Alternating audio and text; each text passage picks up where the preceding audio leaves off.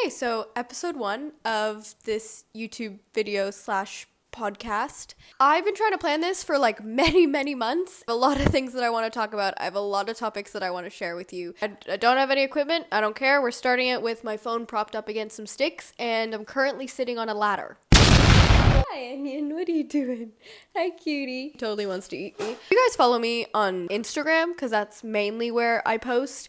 And if you've had a look at our website, you'll notice that I'm a very big advocate for all things husbandry and animal welfare.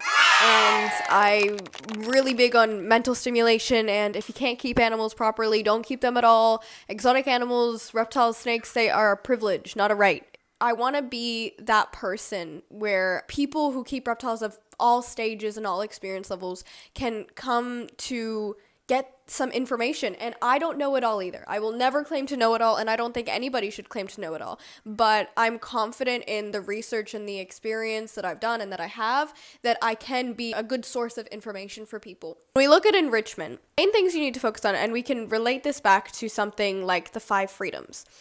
So I'm currently a studying vet nurse at UQ Skills, and we did a module on ethics and animal welfare. So one of the things that you can have a look at is the 5 freedoms or the 5 domains, and basically these are things that we need to be covering at absolute minimum to make sure that an animal's needs is up to standard. A lot of people are actually very open to being able to upgrade their keeping practices, especially beginners, because they know they're not experts. They have no idea what they're doing, and they acknowledge that. And that's perfectly okay. We all started at some point. I've been keeping for over a decade, and I remember when I started keeping, I did not use thermostats because I was measuring the temperature, and it was the adequate temperature, and I was like, well, what's the point? So I didn't use thermostats, and I never had a thermal burn, thank God, until I started using thermostats. One of them was faulty, and for some reason it overheated like crazy, and that was a big ordeal. I did a lot of things wrong. So I could do as much research as little me could do, but I was still making mistakes. And everybody will make a mistake. I don't care how much research you do, you will make at least one. My whole point was that I think that a lot of people are really open to actually expanding their keepings. I do husbandry consults. You can have a look at our website. Majority of people who I get are brand new snake keepers. They just got their first snake, or they've had it for a couple weeks, or they haven't even gotten it yet. And the majority of the time is when I tell them, hey, look, you need to be adding enrichment. You want some sort of climbing enrichment, some sort of burrowing enrichment, some tunnels in the substrate. You want to be giving them foliage for hiding. Even though you have 2 hides, that is not enough hiding spots. That's enough hides, but you want more hiding spots. About 80% of the enclosure should have coverage. When I tell them these things, and I tell them we need to be adding this, and this, they're like, oh, okay, I'd never thought of that.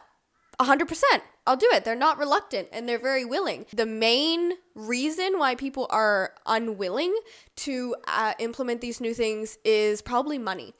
And they would go, look, I would love to do that, but I'm just not in a position to do that financially at the moment. And I completely understand that, which is why I put a very, very low markup on my product. Personally, I think that animals should be more expensive than their husbandry needs, because some people could buy, like, you can buy a ball python in America for like $50. So some people might go and buy a ball python, and now they have to go buy an enclosure for, let's say, $250 if you buy a brand new one. Now you have to go buy enrichment and hides. You're easily going to spend at least $300 on a setup. A lot of people might think, why in the world am I spending $300 on a setup when my animal was only $50? I don't agree with a lot of these things like animal giveaways. This animal is, yes, we can own them. Yes, we can buy them, but they're not an object. They're not a thing. We might collect them because they're gorgeous and we appreciate them, but they're not a toy on the wall. So we need to be treating them like the living beings they are.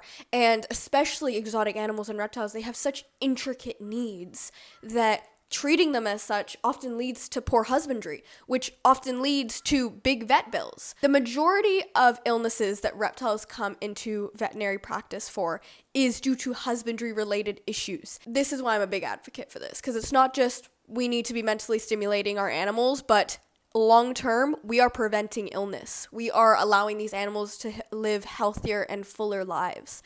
The big issue that I see is misinformation.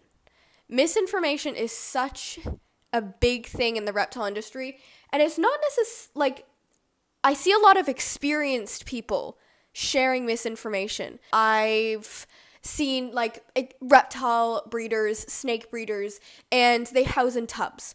And some young family is getting their first snake from these people. So they go, hey, I don't know how to care for this snake. They give them the advice that you can house them in a little plastic container you can buy from Woolies with a water bowl and paper towel. Yes, you can house hatchlings in a small plastic container. Did we mention ventilation? Did we mention humidity levels? Did we mention the adequate type of ventilation? We don't just want to be shoving holes in the roof of the container. We need to be putting some on the cool side, on the hot side, on the top, on the bottom, on the sides. Like, what are we doing? We need more specifics. And we did not mention hides. We have zero security in this enclosure. Improper ventilation, possibly. We might even have a too small of an enclosure if they're buying a very, very small plastic container from Woolies. And we have a water bowl. And we have paper towel. The only absolutes is that we have a bedding. And then we have a water bowl to provide hydration. That's what I hate seeing a lot, is that there is not a lot of specifics. We've completely skipped over hides, we've completely skipped over enrichment, we've completely skipped over adequate ventilation, and there's so much more. Did we mention heating? Or they say put a heat mat underneath the enclosure. Did we mention a thermostat? Did we mention what wattage of heat mat? Maybe they will go to the pet store and get overhead heating. Overhead heating in a small plastic container that you got from Woolies is probably not going to allow for adequate temperature gradient. So there's a lot of things that we need to consider. And this is why I started offering consultations on this, because I was seeing so many people not housing their animals properly, not because they didn't care, but because they were misinformed. I hear a lot of breeders using the excuse that I have so many animals, 100 plus, I can't afford to keep them all in enclosures, or I can't afford to give them all enrichment. An animal in a tub with, let's say, a height of no more than like 20 centimeters, with a single hide, a water bowl, and newspaper. It's pretty average for a snake breeder. They live in that for their, 25-year-long life? That's cruel. I'm not quite sure the logic, to be honest. And in the future, I want to bring on some guests, even ones that do 100% agree with tubs and rack keeping for reptile breeders. And I want to have a little conversation with them. I don't understand. I really don't understand how people can keep their animals like this and feel okay about it. That animal has no opportunity to exhibit their burrowing behaviors. And this is where we can kind of relate it back to the 5 freedoms and the 5 domains. So one of the 5 freedoms is freedom to express normal behaviors. This burrowing, climbing, hiding, these are normal behaviors. And in a tub system like this, we have zero opportunity for climbing. We have zero opportunity for adequate burrowing. Yes, you have paper towel. They can go under the paper towel, but they cannot use their nose and dig through loose substrate. Sure, you have one hiding opportunity, maybe on the warm end, but what about the cool end? So there's a lot of things that we're missing, even in the basic fundamentals of animal welfare. Like, we're not even going above and beyond. These are things that we should be meeting for every single species. And absolutely, there's some people, breeders and keepers, who can do it well, and they get tubs that are actually like half a meter high, and they fill them with enrichment, with adequate substrate, with an adequate number of hides. Like, it's almost like an enclosure, but it's just a tub that they bought from Officeworks or something. And that can absolutely work. So that's why I have nothing against tubs, but it's more of what's in the tub and the dimensions of the tub and things like that. I think that providing enrichment, especially climbing opportunities for hatchlings, can be so beneficial. And I've noticed that after providing more climbing opportunities for my animals, they've gotten less fat content in their physical condition and more muscle content. My breeding animals are gaining weight. They're getting to their appropriate weight, but they are almost looking skinnier because they have less fat but more muscle. Would love to go into more of the science of it, but first episode, so I'm not going to bore you guys too much with that. There's also a right and a wrong way to do enrichment. You can provide enrichment in a way that is very stressful for an animal and in a way that isn't. I do see the excuse being used sometimes that enrichment isn't necessary or it's not good because these curious behaviors are mistaken for stressful behaviors and the animal is actually stressed. And that is absolutely true. You can absolutely implement enrichment and new mental stimulation in a wrong way that causes distress. I absolutely agree. If you take an animal who has lived in a tub their entire life and you throw them in a giant 3-meter enclosure with completely new things, not a single thing with their scent on it. Some snakes might do pretty okay in that, but some definitely will not and will show signs of stress. That's another thing we need to take into account. Does the keeper know how to identify signs of stress? This is not only limited to snakes. I see this a lot in lizards as well, and in different kinds of snakes. So I see one of the housing spotted pythons in tubs is one thing. They're generally considered terrestrial. I would consider them partly semi-arboreal as well. But housing animals that absolutely use climbing opportunities, like no doubt about it, if you look at their natural environment, you study their ecology for 1 minute, you do a quick search on Google, you will know that animals like carpet pythons will absolutely use climbing opportunities.